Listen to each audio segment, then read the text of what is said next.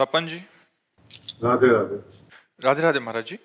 महाराज जी, आज की पीढ़ी के पास ऊंची तनख्वाह वाली नौकरियां हैं, ढेर सारी सुविधाएं हैं, जीवन की सारी भौतिक चीजें हैं, फिर भी वे तनावग्रस्त और असंतुष्ट क्यों हैं? जबकि पहले की पीढ़ी सीमित संसाधनों और साधारण नौकरी में भी खुश रहती थी। इसके पीछे क्या कारण है महाराज जी? अशांति कामनाएं होती हैं।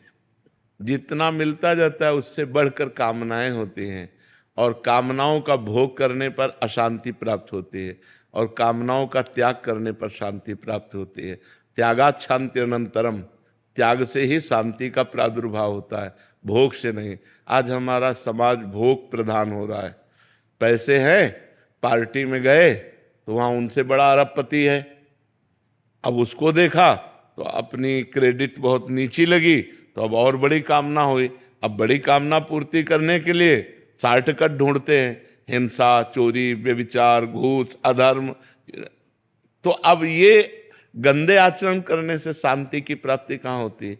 दो ही बात होती है, या नशा और व्यभिचार में उतर जाता है, या धन के लिए वो गलत आचरणों में उतर जाता है। बस इसी से अशांति प्राप्त हो रही। कामना ही अशांति का मूल है। और अशांतस्य कुतः सुखम, जो अशांत है वो सुखी कैसे हो सकता है?